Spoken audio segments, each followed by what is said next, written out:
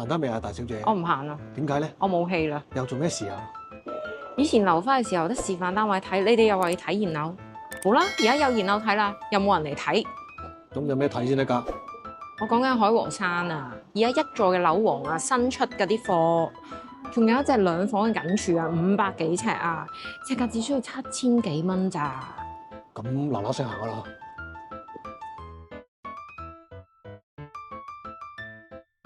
嗱，第一間要帶你哋參觀咧，就係587尺嘅兩房緊處嘅間隔啊！而家喺新樓500零尺，只係做到3房。而家喺呢個海和山，竟然可以揾到咧2房嘅大間隔啊！入嚟參觀。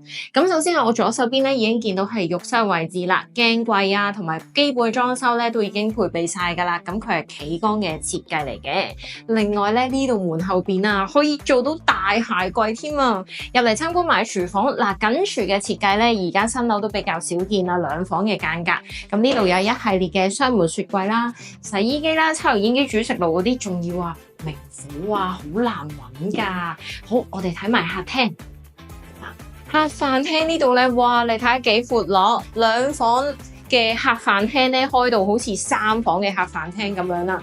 呢度咧落地玻璃，採光度非常之高，客廳飯廳咧都已經咧有翻一定嘅空間感噶啦。而呢一邊咧就望到星堤啦，同埋樓下咧一啲低密度嘅獨立屋嘅。好啦，我哋睇埋個睡房啦。好，首先就係細房位置，咁細房咧其實都唔細噶吓，可以擺到咧雙人床咧，加埋佢門後邊咧都有一個衣櫃位置嘅，咁同埋咧。同樣地都係落地嘅玻璃窗，有翻一定嘅採光度啦。另外咧，對面嘅主人房咧就稍為比細房大少少，都可以擺到 king size 嘅雙人床。加埋咧後邊咧都有一個地方咧可以做到大衣櫃嘅，咁同埋咧配備多個工作平台，等空氣可以流通啲。另外個景觀咧同樣咧都係綠油油，非常之舒服嘅景觀嚟㗎。好啦，咁跟我過嚟睇埋間2房開放廚。如果 budget 去唔到2房緊廚500幾尺，咁睇埋呢間485尺嘅2房開放廚啦。D 單位一入到嚟咧，就有個玄關位置咧，可以擺翻個鞋櫃。咁發展商就做咗一啲裝飾啦。咁另外入埋嚟啦，咁啊有埋裝飾鏡啦。咁喺我左手邊咧，其實就係成個開放式廚房嚟㗎。咁其實中間呢張飯台咧，我個人就覺得可以拍翻埋牆啦。咁呢度嘅空間咧就會稍微再大一啲啦。好啦，入到嚟咧就見到客廳咧就擺咗3座位嘅 sofa 加埋電視櫃，原來咧中間擺埋個茶幾咧都絕對仲有空間㗎。咁同埋呢邊嘅景觀咧就係都係綠油油啦，同埋一啲低密度嘅星堤嗰邊嘅景嚟嘅。咁浴室呢一度咧，其實都見到咧係比較闊落㗎，係企缸嘅設計啦。咁見到上面都已經有埋浴室寶㗎啦。另外就係細房，雖然話係細房喎，咁但係咧都擺到床、擺到衣櫃，咁同埋咧窗嘅位置咧都係望翻綠油油嘅景觀。最後就係主人房啦。哇！主人房呢度咧絕對可以擺到大嘅雙人床，仲可以做到3邊落床添啊！咁發展商咧見到都做咗咧係2邊嘅床頭櫃啦，加埋一個衣櫃。咁其實衣櫃咧呢個就稍為細咗少少啊。咁如果我哋做翻個5至6尺嘅衣櫃咧，其實打橫咧都可以擺喺門後邊呢個位置嘅。咁最後咧就係景觀啦。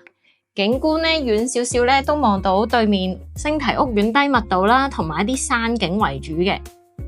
呢排400萬以下嘅樓盤成為熱話，如果喺海和山呢度淨係想俾100蚊釐印費，有嘢揀。帶埋你哋睇呢間385尺一房啦，入到嚟咧，咁見到發展商已經擺咗一張2人嘅小餐台喺呢度啦。咁隔離咧就係開放式嘅廚房啦。咁開放式廚房雖然呢個係1房單位啊，但係有叮3個爐頭喺度噶啦，咁啊可以同時整唔同嘅國家嘅菜式都得啊。咁同埋咧，見到所有嘅電器咧都已經齊備晒噶啦。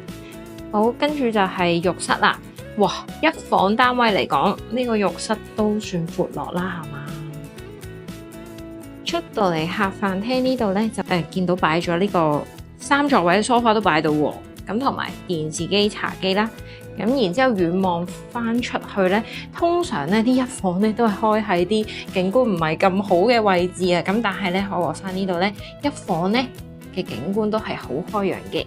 好，最後就係參觀埋個主人房啦。主人房呢度擺得落雙人床之餘咧，其實勉強都做到三邊落床。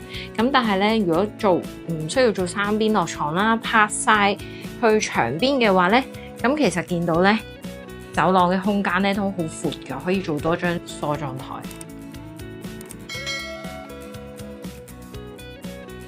睇完介紹之後，如果有一絲心動嘅，就快啲約我睇樓啦！